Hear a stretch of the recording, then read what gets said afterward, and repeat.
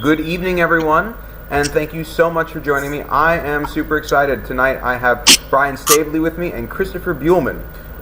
So Brian has taught literature, religion, history, and philosophy, all subjects that influence his writing, and holds an MA in creative writing from Boston University. He works as an editor for Antilever Press and has published poetry and essays both in print and online. He lives in Vermont and divides his time between running trails, splitting wood, writing, and urchin wrangling. Christopher Buellman is an author, comedian, and screenwriter from St. Petersburg, Florida, who currently lives in Ohio. His novels include Those Across the River, The Suicide Motor Club, and his plays include The Last Neanderthals, a Paleolithic comedy, and Hot Nights for the War Wives of Ithaca. He tours the country most years, writing and performing at Renaissance festivals. He and his wife travel with their rescue dog, Duck, and a black cat named Jane Mansfield, who is proficient in ninjutsu. You can find Christopher on Twitter at Buellmeister, and you can find Brian on Twitter at Brian Staveley. So, both of you, thank you so much for being here with me tonight. This is a lot of fun for me. It's great to be here. Yeah, I get to talk fantasy with people whose books I really enjoy. So, let's start off with, I guess, a basic, easy intro question. As a bookseller, 99% of my job is selling books to people. The other 10% I can't talk about legally because, the bookseller union is a thing, and they are tough. What would be your elevator pitch for your book? You've got a customer's attention for 10 seconds. You're going to sell them on your newest book. What's the pitch? And Chris, why don't you start us off? Yeah, I'd say read Staveley's book. I hate the pressure, and I don't like people I meet in elevators anyway. That's good. Okay. That's tough to follow.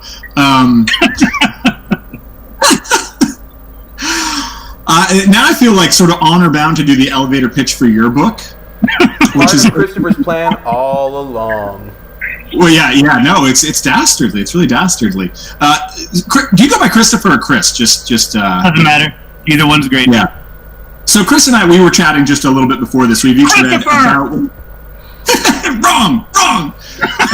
We've read a third of each other's books, so we know just enough to like have opinions that will get us in trouble. Excellent. But the thing that hooked me on The Black Tongue Thief is the voice of Kinch, which is I kind of just want it in my ears all the time. Just this kind of noble but seedy guy, just sort of talking me through an adventure. I love it.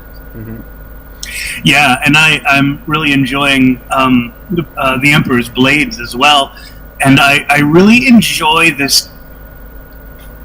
I like the siblings in disparate places thing that I sort of first got to know with Martin's writing, and I'm hungry for them to get together. That's a great propulsive thing, and I like the way that this book is splitting time so far between a monastery and a crack military unit who strap themselves to the talons of giant birds and shriek down like a great big avian pile of whoop ass. It's a lot of fun. Thanks. Okay. I have a question because Black Tongue Thief is in first person, right?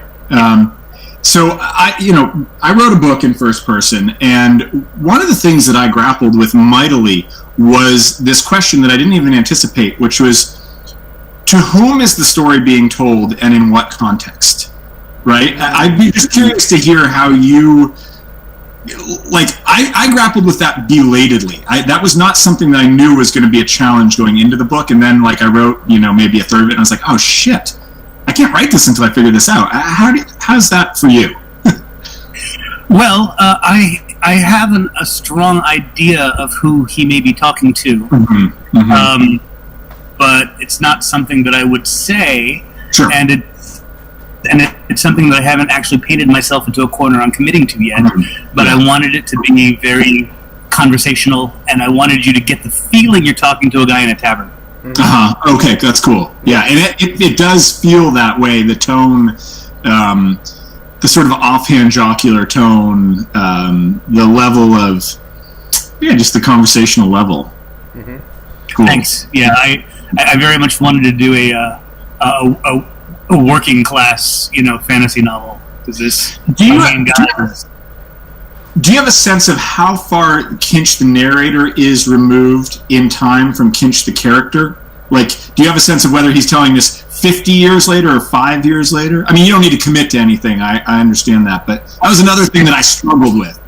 Yeah, I do have a sense. I don't want to say anything, but I do have a sense. Right. Yeah. So my question. Oh, no, sorry. Go ahead, please. It's like I'm moderating this guy. No, Come this on. is the best. I'm just getting to sit here and watch, and I'm like, if I have a question, I can ask it. This is delightful. So, Christopher, I do have a question for you, though. In reading The Black Tongue Thief, one of the things, and I know you said you overheard part of Brian and I's conversation earlier, we were talking about the motivation for villains. And we were talking about, more accurately, I would say, the motivation for villainy. And one of the things that we were sort of discussing is that, greed as a motivator is at times a little hard for us to sort of connect with. I made the joke, if someone were to offer me $1 billion, but all of Minnesota is going to burn to the ground, I don't think I would do it because those are huge concepts that I can't relate to. But, $100 to do a bad thing to me, I mean, yeah, for $10, sure, whatever you want. I have no shame. What can we do? I mean, yeah. I mean, you got $10? You Venmoing me? Because if so, no. I got in trouble last time. But that is an essential part of Kinch's story, is that essentially like a college debt is sort of how I looked at it. He was... Froze. You froze. Are you back? I see you froze too for me. Oh no! Everyone's probably everyone boonies wave out here. Everyone wave. Can everyone see? Everyone wave. Everyone's waving. Am I freezing? Nope.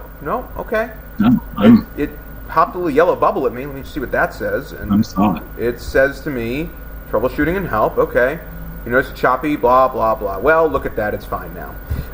Can you hear me now? Yeah, I can hear you. You are golden. So my question is,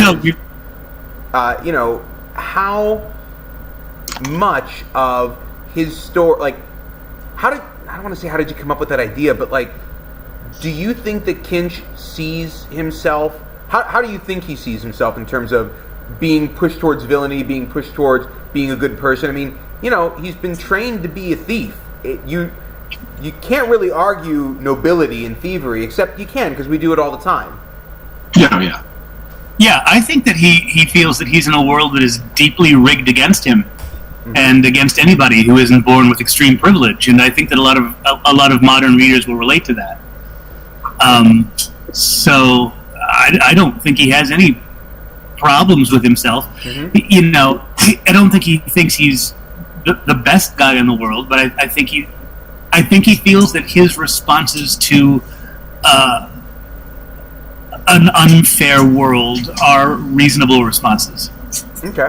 I mean, you've got a great line in there, and I don't want to try and mangle the quote about monarchy. How monarchy's not a good system because you could have a great monarch who's got a horrible kid, and then you're just screwed, basically.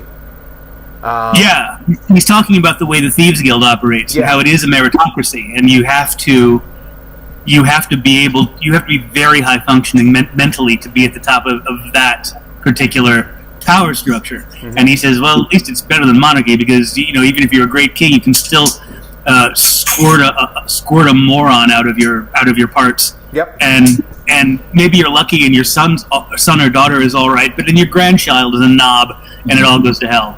So and so can I ask a question about the Thieves Guild? Yeah. It seems almost John Wickian, and again, I'm only early days in the book, but in the same way that as you watch more and more of the John Wick movies, you start to be like, is everybody an assassin in this movie? It sort of feels like the Thieves Guild is everywhere. Like, and like, maybe there's spoilers involved, and like I said, I've only read a third, but like, how pervasive are they? What's going on there? Well, that is okay. I'm going to give a mild spoiler alert. Sure. All right. It'd be a good time for anybody who doesn't want to I was about to say. For about 30 seconds. Okay? In 3, 2, 1. Yeah, your instincts are sound. They are in charge of a lot more than they seem to be in charge of. Yeah. All clear. A thumbs up. If you see me, give it a thumbs up, buddy. You can. I like those. I like story structures where it's like the scene at the end of The Abyss where that alien ship just comes up out of the ocean and you realize it's bigger and bigger and bigger and bigger than you ever thought it was possible. Mm-hmm. And I like story structures like that where you're like, okay, this Thieves Guild seems like they got some contacts, they've got some power, but I like hidden depths. Yeah. There's a lot to discover there. Yeah, that's cool. Yeah. Very cool. So, Brian, is it a series or is it a standalone? It's part of a series. Okay. Yeah. I wanted to ask you a question about the world that you're painting, and maybe it's because I'm so early on that I haven't quite gotten to it. Sure. The munitions that the special forces have. Yeah. They went to the munition shed. Is it black powder or is it something else? Well, I don't know, and I don't want to commit because there's a whole genre of, especially people, when you have guns in your books, there's like a lot of gun people in the world. You have real feelings. Yeah, they do. About like how you describe the gun and whether you have all the ballistic properties correct and all that. And honestly, I don't want to go down the rabbit hole of making sure that my blast radii are exactly right. All that. Like, because it's like, that's just not what I care about. So no, I don't know. And I know we're all, we're supposed to know every secret little thing behind every door and every cabinet of our books. But sometimes I'm just like, this is not a thing that I'm that I've really worked through. That's good. That's fine. That works very well. I like that you're going to focus on what you're passionate about. Yeah, I'm kind of a weapons geek, and I remember that my not like in the full out gun nut way, but I mean I learned to shoot really late in life as part of research. Yeah. Because when I was writing Those Across the River, which is set in the 1930s, and it concerns a First World War veteran, he owns a 1911 45, for example, and I went on YouTube and figured out how to clean one, because there's a scene where he's cleaning it, but then I ended up, shooting one. Yeah. And I found that I liked it. So yeah. But I did in fact get told you're totally right about that. Because my editor told me when I was writing Those Across the River, he was like, whatever you do, get the gun stuff right, because you never get a hateful letter like you do if you mess a gun thing up. There's gun stuff, horse stuff. Smart. You have no horses in your book. Because people have very strong feelings about horses as well. If you have some version of equine anatomy incorrect or any of that. I mean, and I don't knock people for this. Like, people feel passionately about their spheres of interest. Yeah. Like my dad was an aviation mechanic and then a pilot, and it was impossible to watch movies with planes with him because he knew how to fly the planes and he knew how to fix the planes, and so inevitably something was wrong with the planes. And it was just no fun. I was like, Dad, the point of it's not even a movie about planes. It's a romantic comedy. They just happen to be on a plane so they can go to another city. It's like it's not a plot point. But he'd be like, yeah, but no, this movie's trash. So I actually, one of the things in my revisions, I'll go through with sometimes certain elements of timing and just make them one tick more vague instead of being like, it was 4 months since this thing happened. I just write, it was a number of months. Which has the same effect on the reader, but leaves you less open to continuity errors. Right.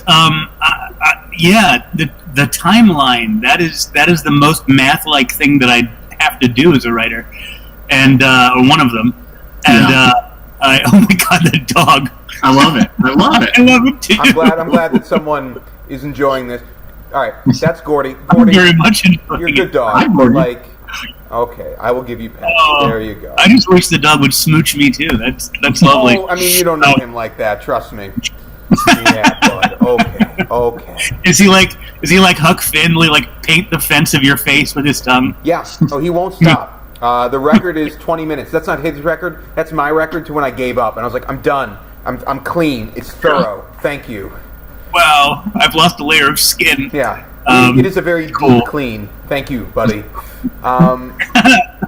So we've got a comment here from Desiree Friesen, and if I'm mispronouncing your name, I'm very sorry. Please correct me in the comments. And Confessions of Fantasy Authors, and that kind of feels like what we're doing. And in a weird way, I think that's the direction we should go. Let's steer into the skid for a moment. So you both mentioned to me wanting to keep things vague when it comes to the guns, specifically guns. And by the way, I should tell you, Christopher, Julia's parents, who like to go out and shoot and have a good time, they read Those Across the River, and the gun stuff on point.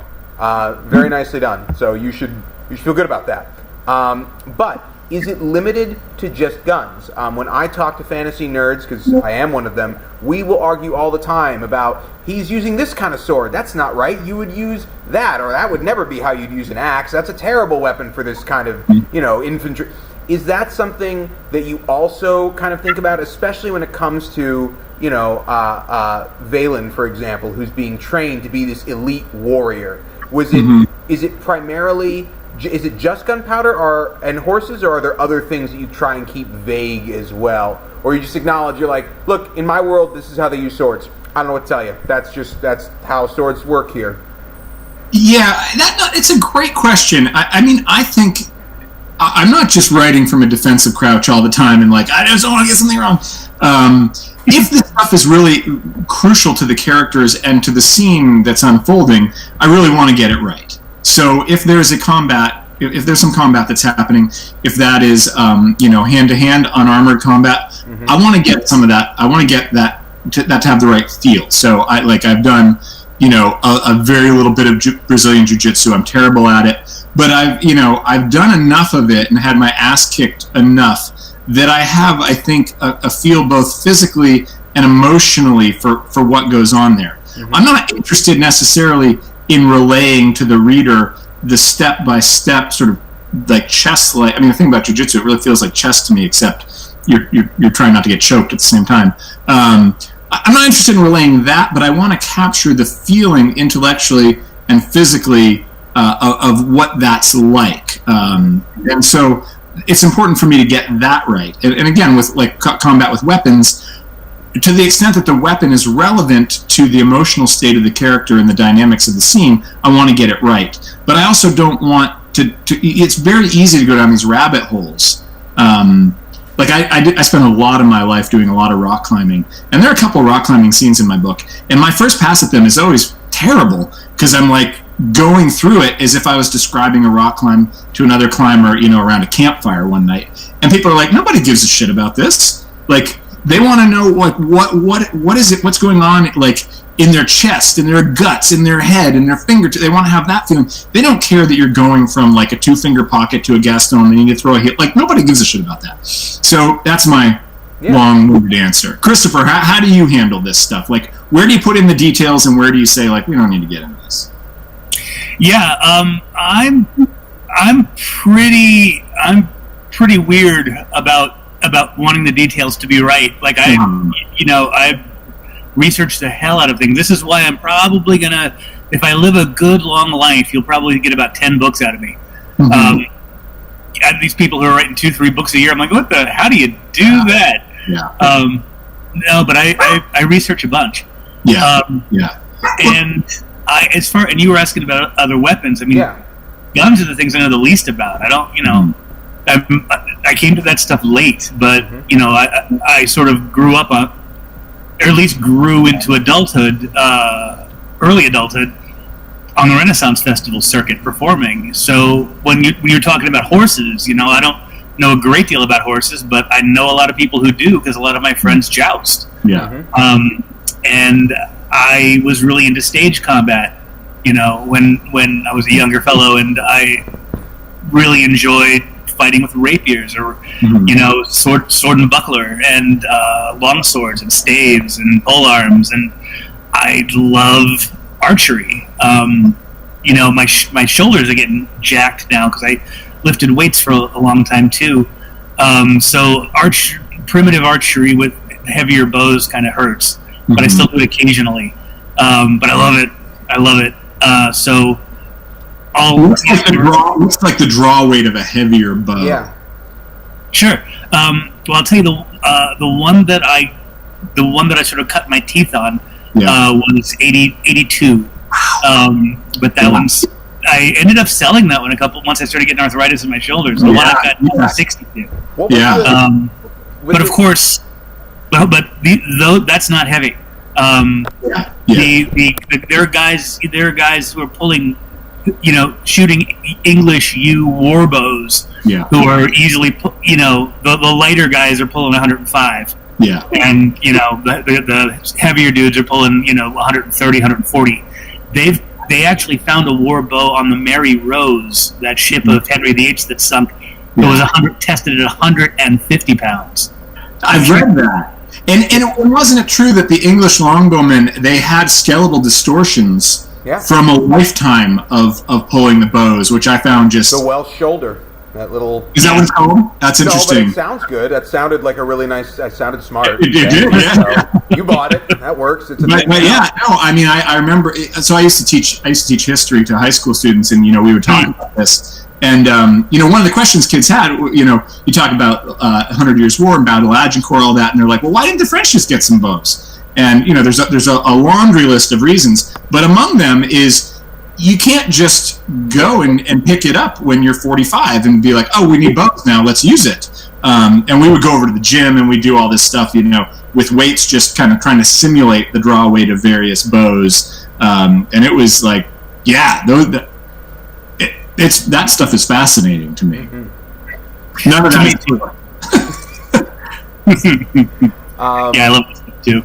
So let me ask a question then. What are some quick and dirty secrets for writing a tough chapter? Whether it's something you go, this is important for the story, but man, I don't want to do this because I've become attached to this character, or gee, I know this is an emotionally impactful thing, and I don't know how to write this.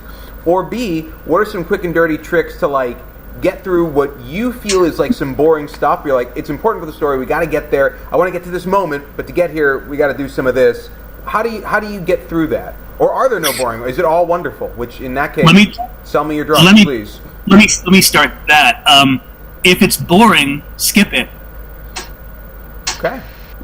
Good advice. That's my answer too. Yeah. Yep. So to people who are listening, if you are a writer and you're in this scene, you're like, it's boring. I guess the answer is, if it's boring for you, it'll probably be boring for me. And I don't need to read it then. But write it anyway, because probably I do. I'm weird. I would absolutely read a thing about the intricacies of polearm fighting or the intricacies of rock climbing, because, I'm a nerd, and I have an old medieval, it's a reproduction, fencing manual of all the proper ways, and clearly it was not designed with any realistic purpose in mind, because there's one that's how to fight with 2 daggers and brass knuckles, and it's no one would do that, but okay, sure. But you would read those things if we wrote them, because they wouldn't be boring to us. We'd be passionate about those. Yeah. What I'm saying is, when I feel like, oh, Jesus, they're on that road, and what about the donkeys and the whole stuff, or the river, or just skip forward.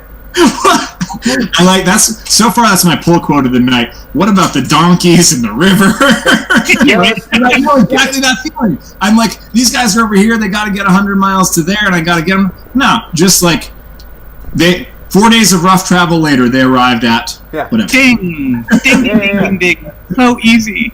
It's like the rapture. Just go. It's fine. Yeah.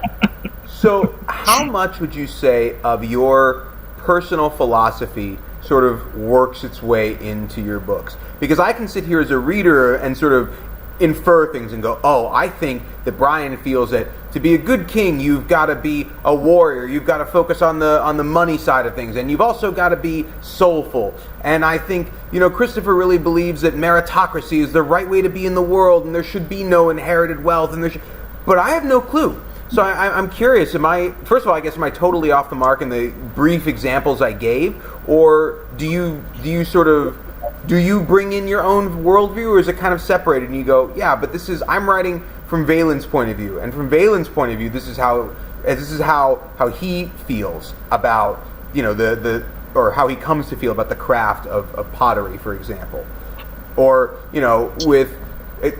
Is my question making sense, or am I talking? It is. Yeah. I mean, I'm taking a deep breath because I would, aspirationally, I would like whatever views I have, and I don't. I mean, I have views. Everybody has views, but I would like them to be invisible. I would rather than writing kind of a tract about things that I believe in the guise of a fantasy novel, I would rather approach it with curiosity about the characters, which also just means curiosity about the world, and try to. So, Skullsworn, for instance, is a standalone that I wrote. It's about a priestess of the god of death, and she was a sort of fan favorite character from the original trilogy. People are, can we get a book about her? And I wanted to write about her, so I did. And I wanted to do it. I'm not a priest of the god of death. I'm not a murderer. I'm not into, I don't do any of that stuff. But I didn't just want to write kind of a badass assassin character. I wanted to figure out what would be plausible. Why would somebody worship the god of death?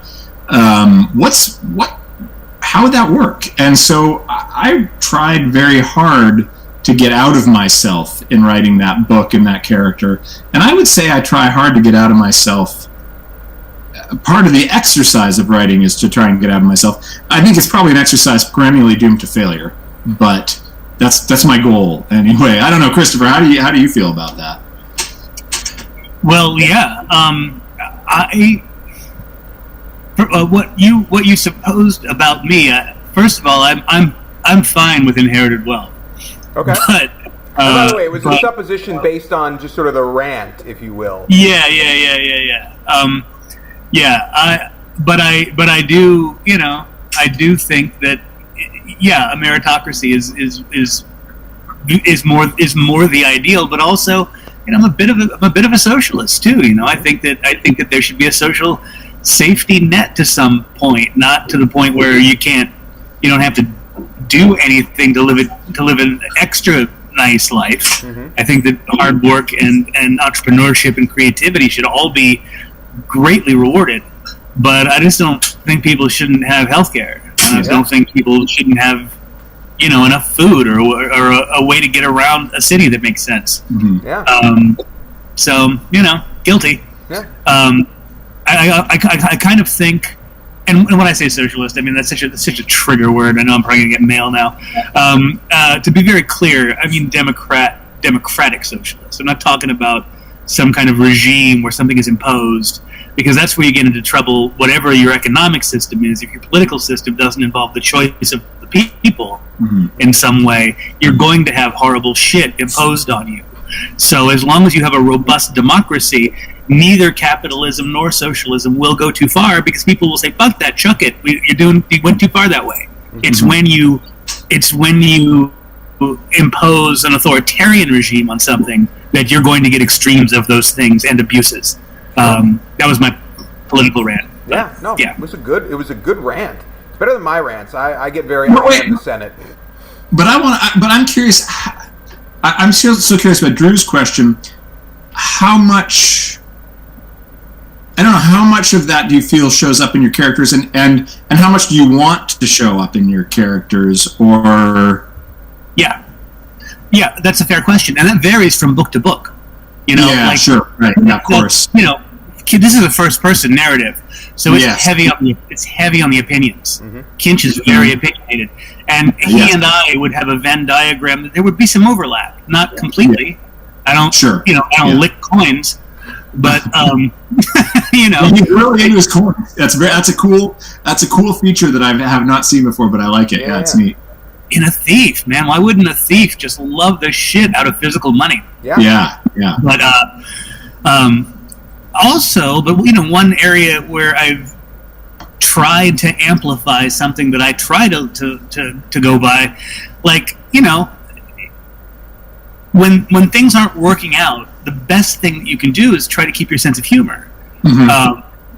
A sense of humor will get you out of just about anything in your own brain, mm-hmm. if you can stay there. If it's just so bad it gets funny, then mm-hmm. it's tolerable. And I didn't want to write a grim, dark book. Nothing against him. I love him. I love Abercrombie. I love that stuff. Give me the grim dark. I will read it.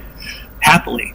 But I didn't want to put my brain meat in that place for years and years and years. I already write horror, so I kind of wanted to be in a place where I'm having a lot of fun. Mm-hmm. And I mean, the first version of the opening scene with the ambush was I wrote it third person, but it was just bloody and brutal, and I liked it on that level. But I was like, this is feeling like I'm on the way to writing a real dark book. Mm-hmm. Let's try it again, and the thief will narrate. Mm-hmm. And once I did that, I found his voice, and I was done. I was like, oh, this sassy fucker is going to tell the story. Yeah. So I've got a question, and it sort of ties in with a comment in the live stream chat, and it's not like I planned that at all, but it worked out really well. So Paul, thanks for teeing me up. Why can't I see the live stream chat? So the live stream chat is current. I know. I'm the only one who can see it, but you. That's okay. It's okay. Carry on. It's there. Paul Hyam. Again, if I mispronounce your name, tell me. Haven't had a chance to pick up Black Tongue Thief yet, but it's definitely on my list. Brian, you breaking Gwenna is killing me. Yeah, that's yeah. Sorry, Paul. Yeah. So Paul, here's the thing. Apologies. I like Christopher was like, I would like to write a more, I wouldn't say lighthearted, but I guess more lighthearted book. I originally was like, I'm going to send Gwenna and her wing on a quest that's going to be just like a fun quest novel where they go kick ass, they encounter some setbacks, and they triumph in the end. And I tried to write that book. I tried real hard. I wrote a lot of that book. I wrote, I don't know, 100,000 words of that book. And it stunk. It was lousy. And the problem was Gwenna, over the course of the first trilogy, she has an arc where, she comes from uncertainty and self-doubt, and then she's sort of annealed by her trials, and then she arrives at competence and mastery, and she's at a point of rest emotionally and psychologically at the end of the first trilogy. And my original idea, which was stupid, was, I'll take her and just keep her at that point of rest and put her on a quest. And that just not going to be a good book. And so what had to happen was for her to make some bad mistakes and to suffer the consequences of those mistakes. But I wrote that shitty book, and then I wrote another book that was accepted. My editor was like, it's great, it's off to the publisher. Off to the copy editor. They cut me a check. Everything was good. And then my agent called, and she was like, this book is not good. And we pulled it out of publication, sent back the check, started over from ground one. So the Empire's ruined. Like, Gwenna suffered, but I fucking suffered too. So the follow-up comment there is, first of all, my pronunciation is good, so yay team. Also, Jonan equals William from Pillars of the Earth for me. If I don't get to see his head cut off, I'm going to riot. But what's interesting is, so Christopher, I got to tell you that, first of all, have you read any of Glenn Cook's The Black Company? Yes, I read the first one. Okay. Yeah, I read the first one. So to me, Kinch felt like Croker. This sort of person, look, I'm here, again, has sort of a somewhat fatalistic sense of humor about things. It felt very right. And my kind of question, because I promise it does, my ADD train gets there. My kind of question is, and it's for both of you, you mentioned the sort of grim dark fantasy, or low fantasy, or whatever you want to call it, of which The Black Company is one of the big pillars of low fantasy in the early 80s. When I think about fantasy, one of the things I always talk to people in the bookstore about when I'm helping them find a book is, what kind of story do you want? And so many times people will respond to me and say, I really love high fantasy. I really hate urban fantasy. I really feel this way. How do you feel about sort of the subgenres within? Is it all about setting? Do you feel, it's an urban fantasy if it's set in a city? If it's set in a medieval city, is it still urban fantasy? Do you feel like, for example, would you consider The Unhewn Throne grim, low fantasy, or would you consider it its own thing? How do you personalize those? I guess between yourselves. Christopher. Yeah.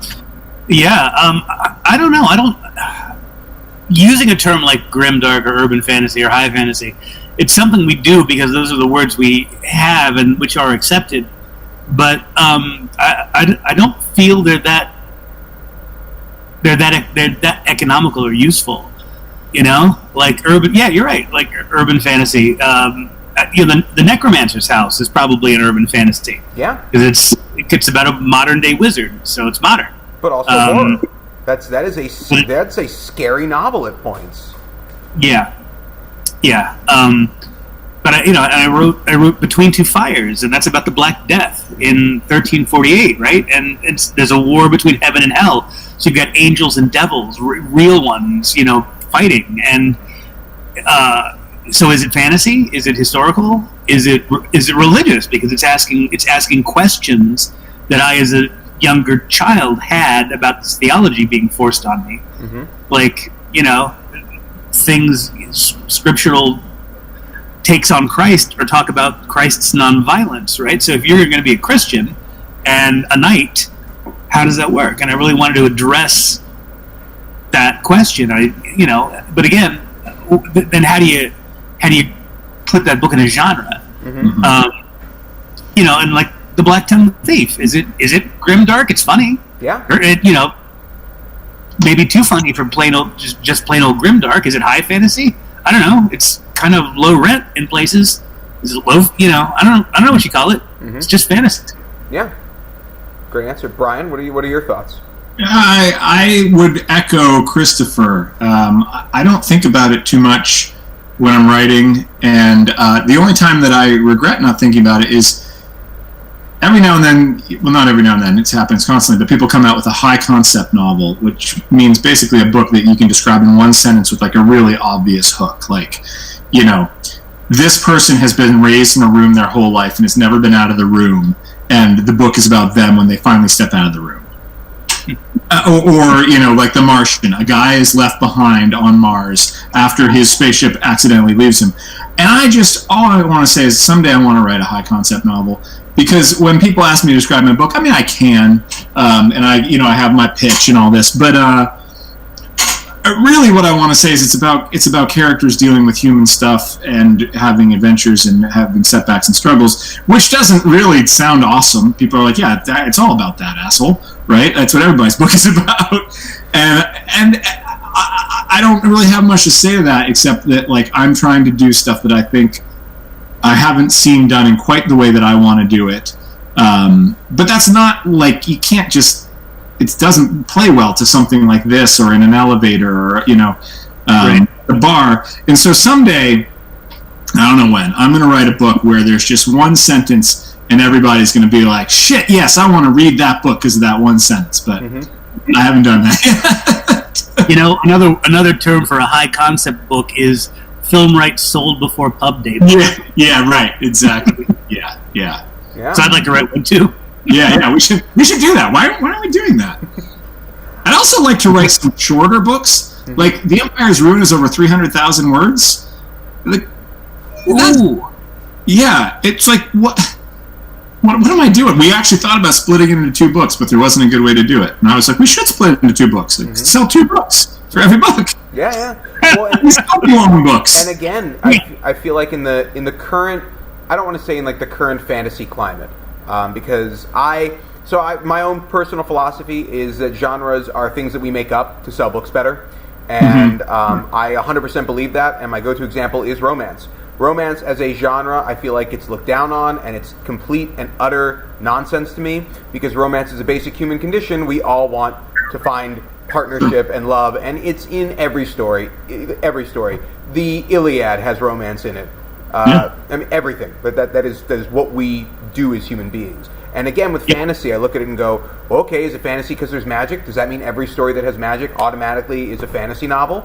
Does that mean, what happens if it's science? What do you do with someone like Anne McCaffrey and the Dragon Riders of Pern? Which, yes, I'm spoiling Anne McCaffrey, and if you haven't read it, it's been 40 years. I don't feel that bad. But realizing that the dragons are biogenetically engineered and that they've landed on this alien planet and they've forgotten their past, like, is it fantasy? Is it science fiction? Or is it just a really good book that you can enjoy because dragons?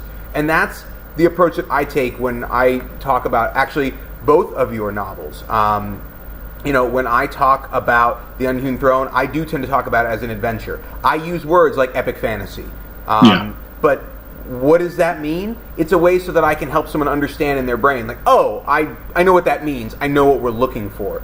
Well, like my books have a very large scope, right? Yeah.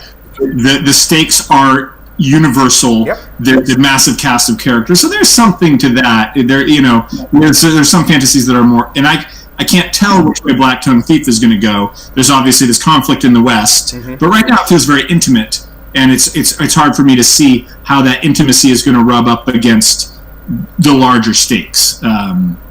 But that feels like a meaningful distinction to me to say like it's small in scope or it's massive. Or are you just talking about this small group of characters doing a thing? Or are you talking about the end of the world? Right. Eventually. Well, so then my thought is, if you've got a small group of characters who are involved in the potential end of the world? Yeah, well, that's usually how it is. Yeah. Well, no, but I mean, like, so obviously you've got the litany cast style where there's a billion different characters, and I'm constantly flipping to the back, and I'm like, okay, that's so and so's cousin who's married to the Marquis of. Okay, cool. I know who we are, and then I can go back and I can get back to where we are. But then I liked your sort of analysis when it comes to scope, because I do think that's an incredibly important piece. And I feel like with the Black Tongue Thief, I don't want to say zeroed in, because we are aware of a greater world. But very much so. It feels like, it feels like, Christopher, that our main focus is kind of on, I don't want to say the quest, but it's almost on the quest. It's on, I have an objective, I have to pay off my debts, I'm now shackled with this person, they are trying to find, their long lost queen, we've got to track them, there's a quest that we're on. Christopher, are you frozen, or am I just not seeing you? Huh? He looks frozen to me. I'm having a technical issue. Yeah. Okay. I'm running out of power on my phone, and I'm hot-spotted because I'm not in the middle of the woods. Got it. You're running out of power. And I can't find my power cord right now. Okay. So, how long are we set for? Are we in for an hour? We're in. No, are we? As long as you want. As long as at a certain point, you guys can tell me that you're done with me and I have to go now, and that's perfectly fine. Usually, these run for half an hour to 45 minutes to an hour. I'm happy with anything. I'm just thrilled I get to talk to people who write books that I like, and I get to talk fantasy and nerd out. So like, We've got our people. We actually have a couple of comments in the live chat. Christopher, I don't know if you can hear me, but why don't you take just like 3 or 4 minutes and see if you can sort out your thing, and Drew and I will talk, and then you can come back. Yeah. I'm gonna take that. Well, here's.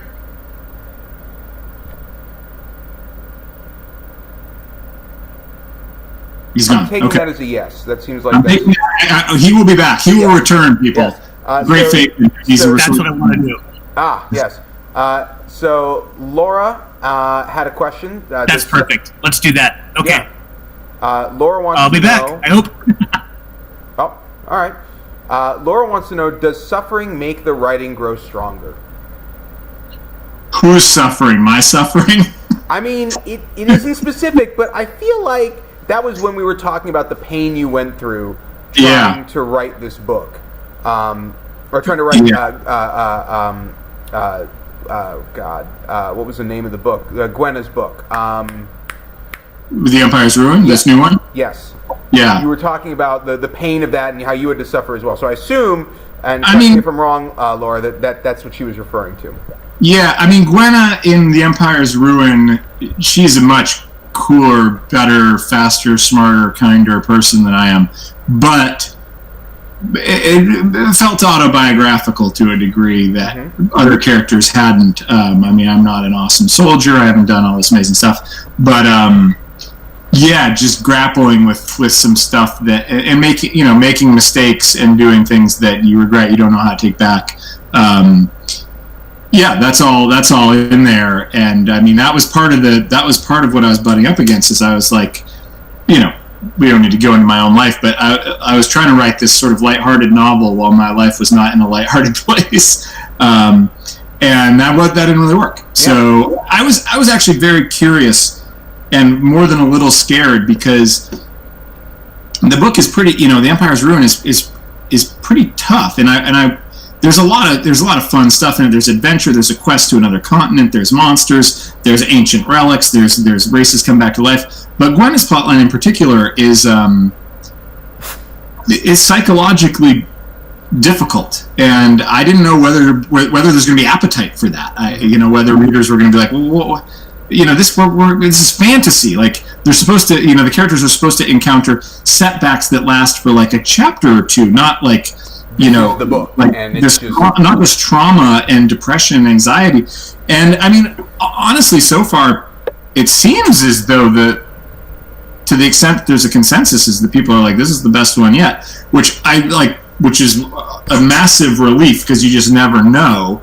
And this felt to me, I don't know, more personal, more confessional, less sort of clockworky than the earlier books. So. Mm-hmm. I don't know. I mean, it's like not my call to make. If it works, I hope it works for you. Yeah. I hope it works for readers. Would you say that this was that Gwenna was one of the harder characters for you to write from the point of, I don't want to say from the point of view of, but sort of get into their head? I mean, you mentioned earlier, you're not a murderer, you're not a death cult priest, but once I accepted what I was going to do with Gwenna in this book, she was okay to write. She wasn't hard, but it just took me a long time to accept it. I didn't think people were going to want to read it. I mean, this is like a tiny spoiler. In the first chapter of the book, she's on a mission and she makes a mistake that gets half of her team killed, and then she's fired from being in the Ketrel.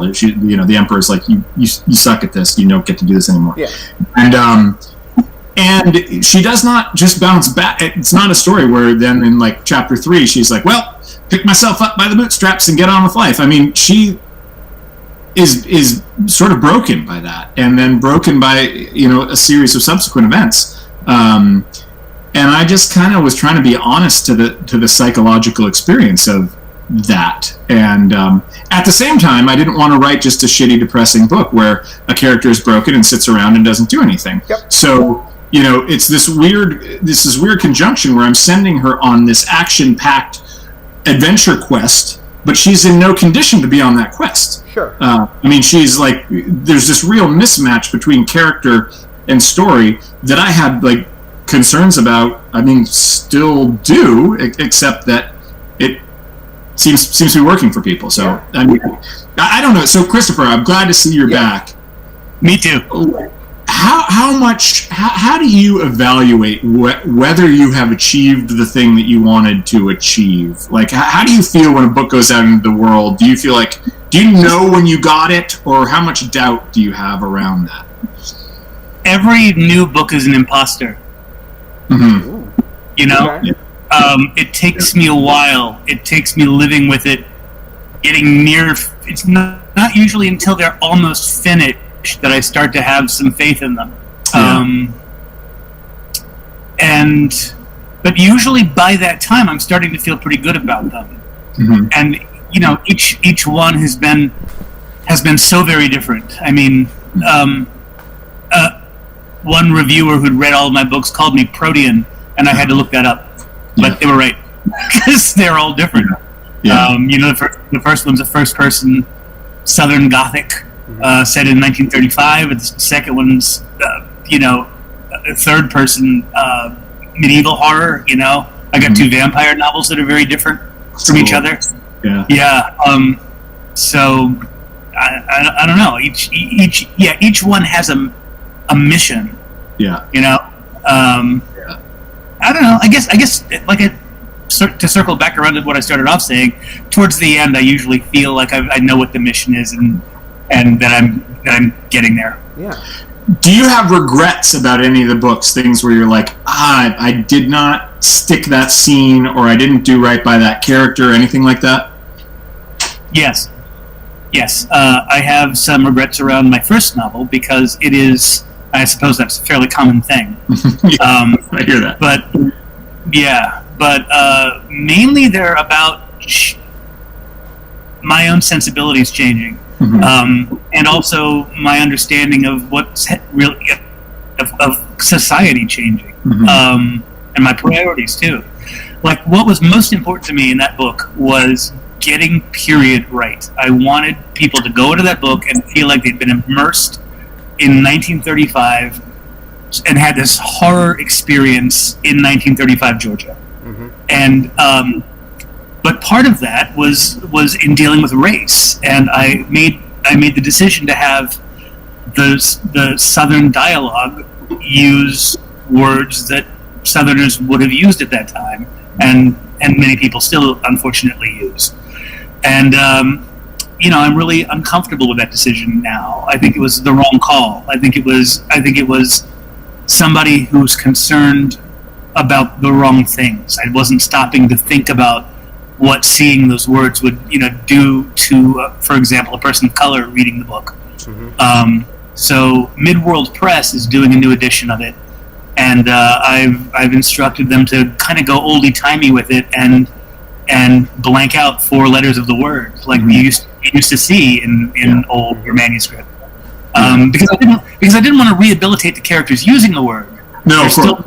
Still those people. I just didn't want to make people who may have encountered that world in a traumatic way in the real world have to look at that word just to read a horror story. Yeah. Interesting. So, Brian, I think it's a good question to sort of throw back to you then also. Are there things that you look back at and kind of regret and want to, I don't say want to do over, but want to kind of do over? Oh, yeah, there's plenty. I mean, there's stuff from every book. Like in the Emperor's Blades, originally the 3 siblings got sort of equal billing, Caden, Adair, and Valen, and then but there was some concern that the book was too long. I tend to write books that are way too long, and because this was my first book, Tor was like, can we make it like shorter? And I had this sort of long-term plan of like, well, I'm going to write this whole trilogy so I can. Caden and Valen come together at the end of the Emperor's Blades. Adair does not, so I thought I can maybe take some of her material from that book and move it into the second book. But I think it ended up just giving her like this weird second billing that doesn't work structurally, and I don't think it put her in the right place as a character. And there's like tons of stuff. There's like an important character, secondary character in the books who he doesn't have like the ending that he deserved. I didn't really know what to do. I was like trying to write the third book, and I was like, shit, there's like a million threads here, and that was one that I felt like I didn't tie off in a way that I wanted to. I mean, there's plenty. I mean, there's tons of stuff, right?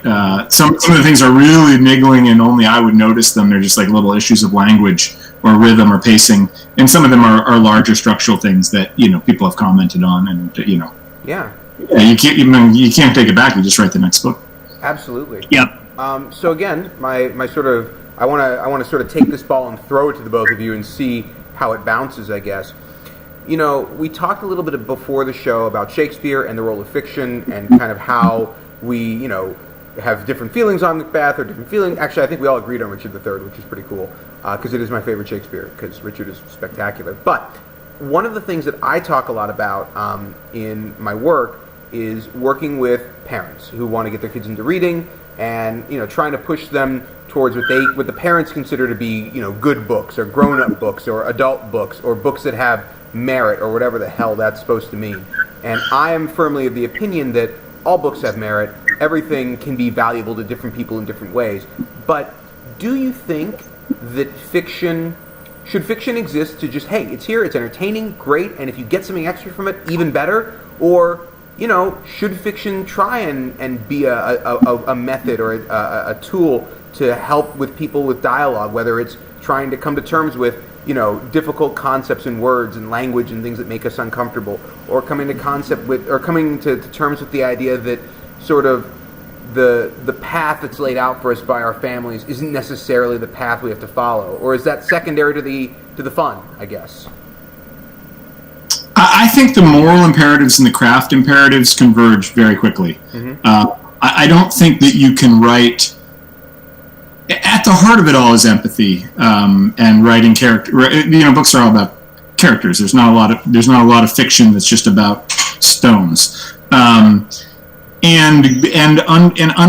to an understanding of your own characters is an act of empathy, an act of stepping outside of yourself, in the same way that coming to an understanding of, you know, somebody that you meet just on the street or at a party or where, you know, that you're talking to, like trying to actually understand them from the inside out, to really actually listen to them when they're saying stuff, instead of just like queuing up your own stuff that you're going to say next.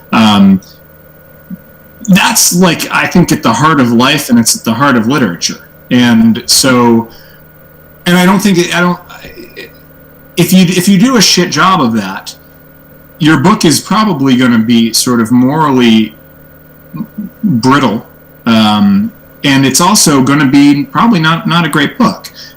Whereas if you're able to imagine yourself convincingly into other lives and other heads, I think you're probably going to end up with a pretty good book that's probably not going to, you know, go far astray. It doesn't have to be didactic. I'm not that interested in books that are teaching somebody, that fiction that's teaching somebody this or that. But just books that are sensitive and, you know, resonant to the human condition. And it's like, it's just a bar that I feel like I never meet, but it's there. It's, you know, it's an aspirational thing for me.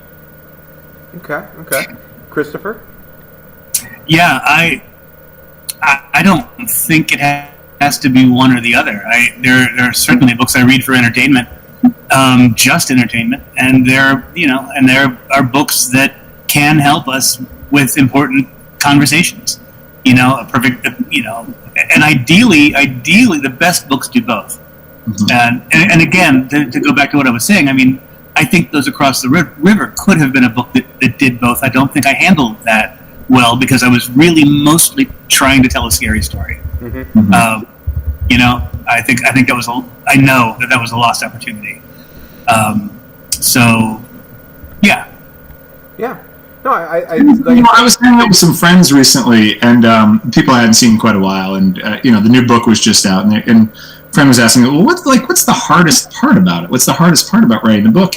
And there's so many components, right, to write. You know, you got to keep track. There's all this shit. But I was like, just being honest to the characters. Like, I've written so many scenes, like hundreds of thousands of words at this point, that I have to throw away, not because the action didn't work or the description was lousy or they didn't advance the plot or something, but just because I was like, no, like that is not the tuning fork of like emotional honesty for this character is not vibrating. I'm making that character do something which is a failure of imagination and a failure of like human empathy, and like that shit drives me crazy.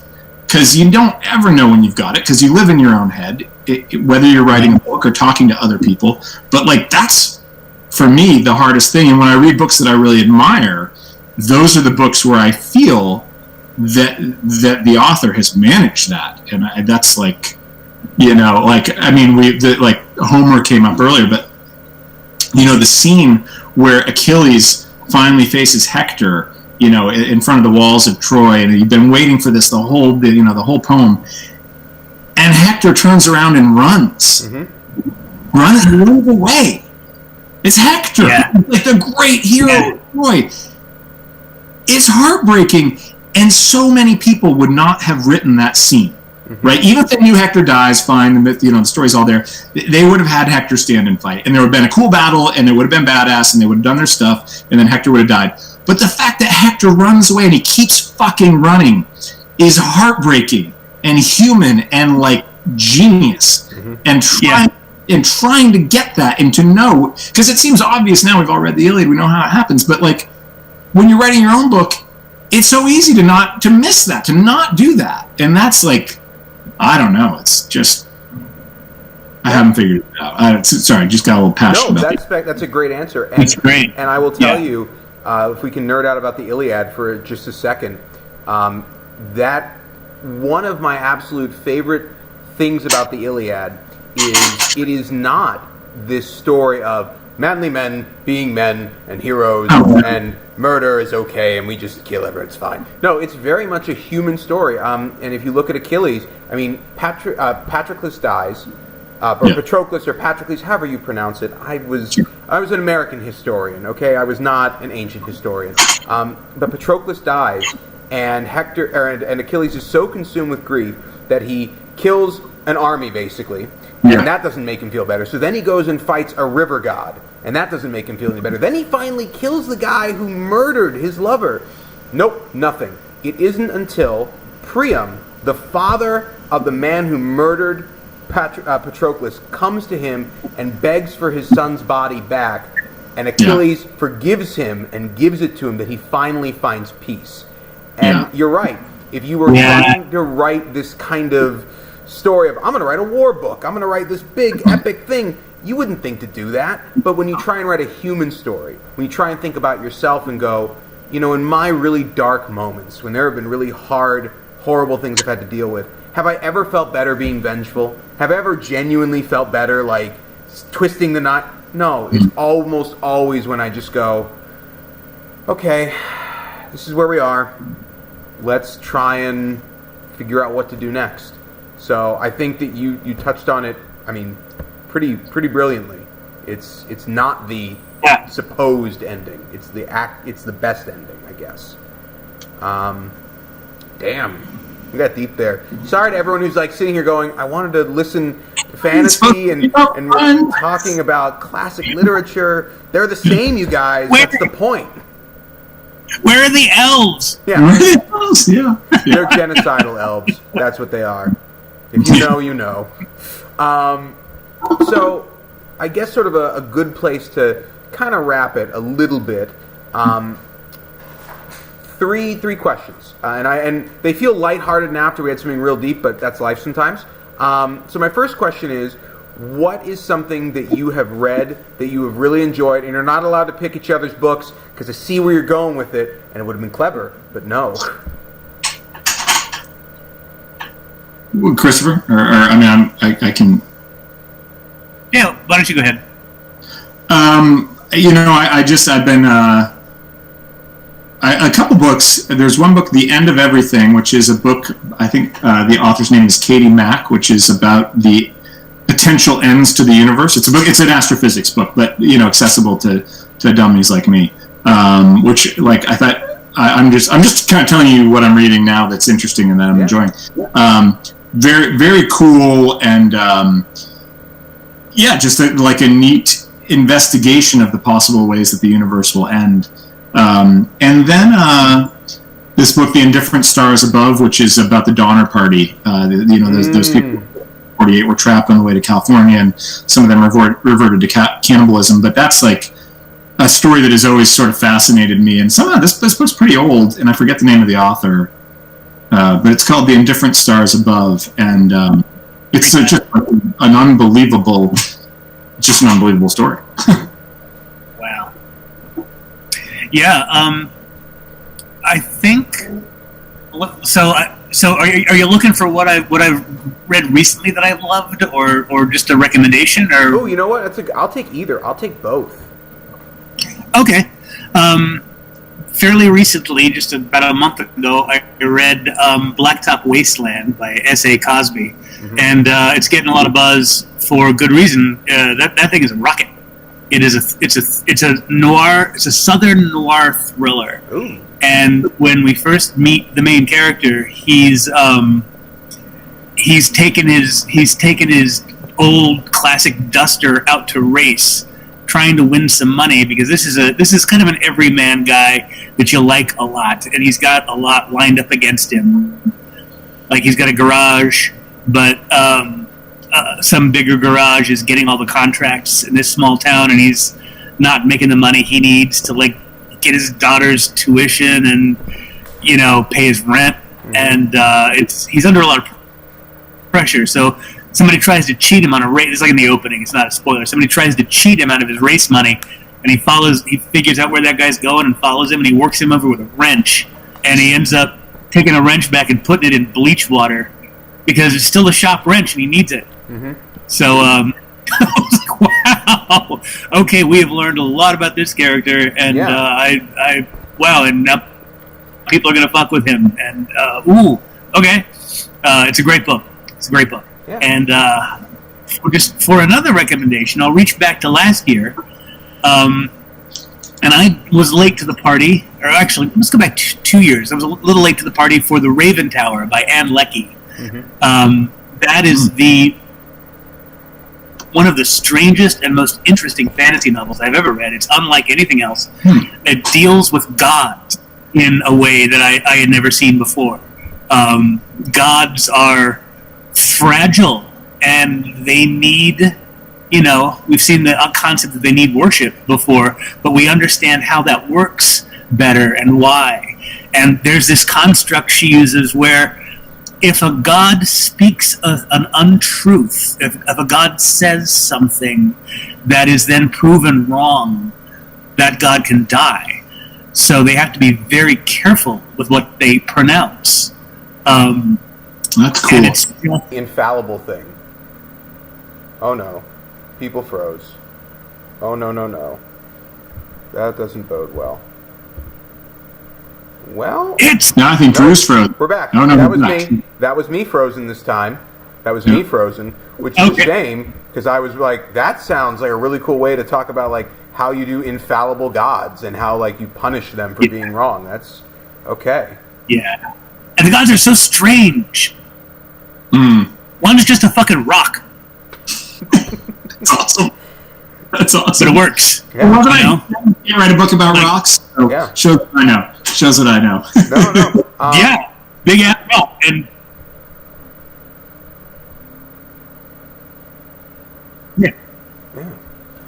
So my sort of. oh, are we freezing Nope, again? Nope. I'm here. I hear you. Brian, can you hear and see us?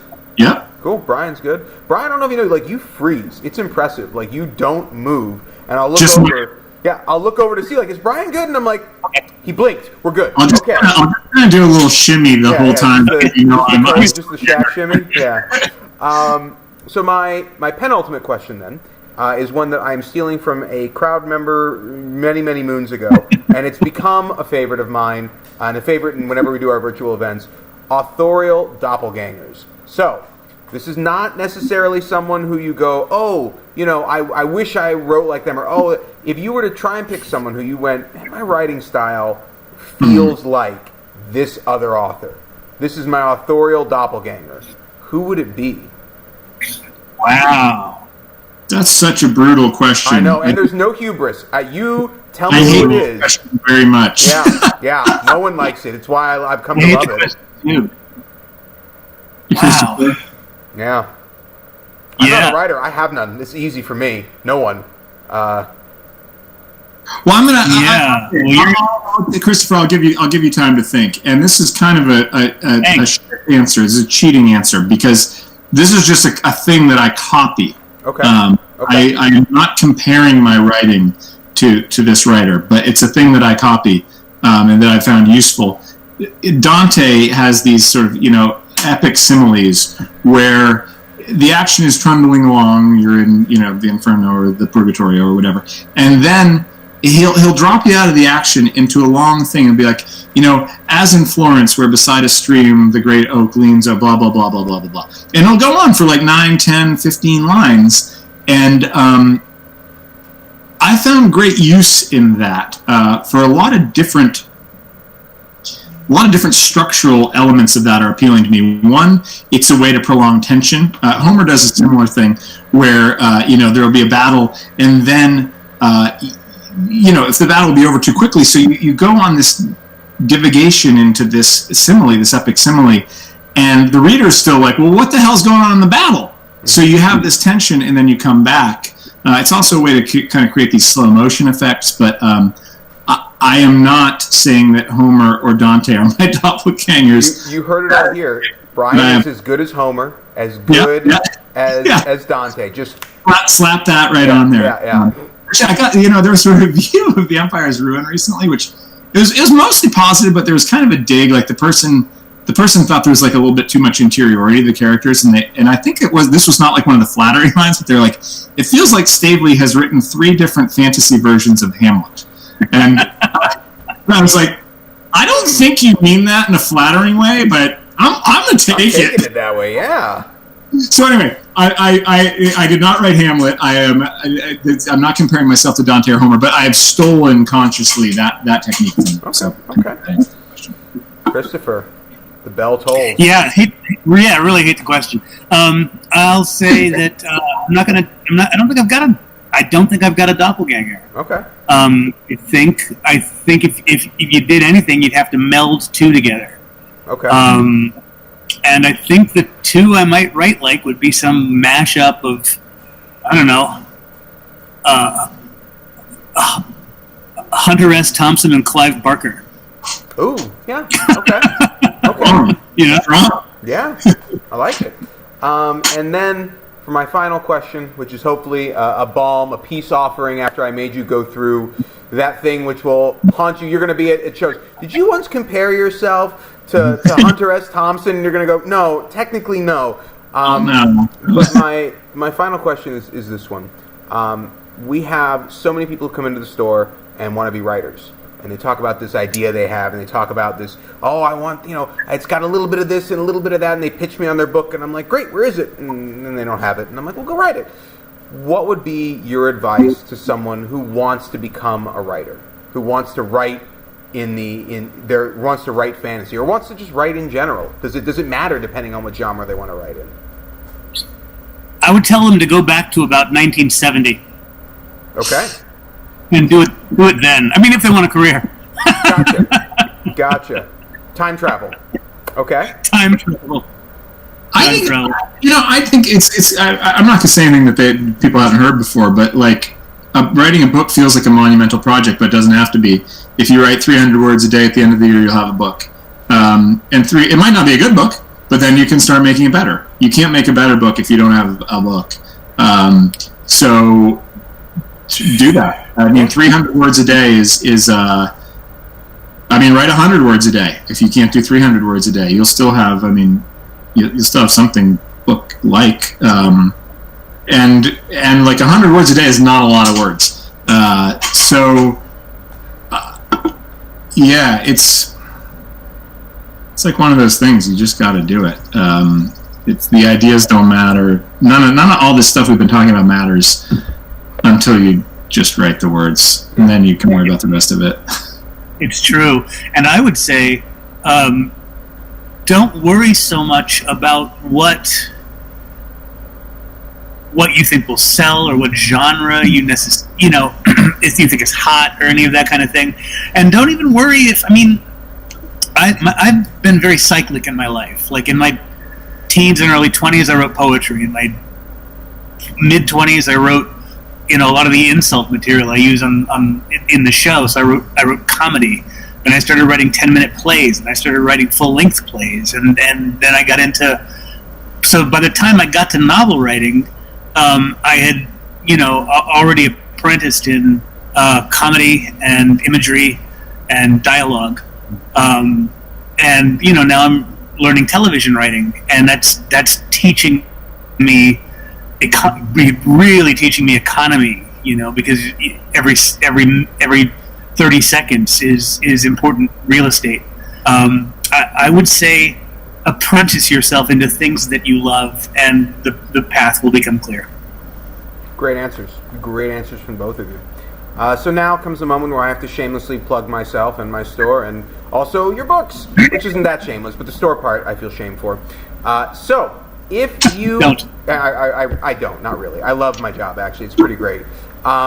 If you have enjoyed this and you went, gee, those guys sound like fun, I'd like to read something they've written, I'd be down for that. You can, in fact, you can read their latest book. So you can read Empire's Ruin, and you can read Black Tongue Thief, and you can get them at Town Book Center. We're located in Collegeville, Pennsylvania. We are right across the street from, I think, the largest Wegmans in the country. So get your groceries, get a book. And if you are not comfortable going out and shopping, or if you don't live in the state of Pennsylvania and you want to support a local business anywhere because you've seen my adorable dog, and if I don't eat, he doesn't eat, then you can buy from us online.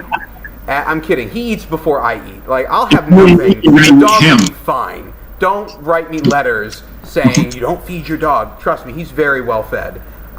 You can buy from us online at townbc.com. It's TOWN as in Nike, E as in Echo, B as in Bravo, C as in Charlie.com. My God, I've said that too many times.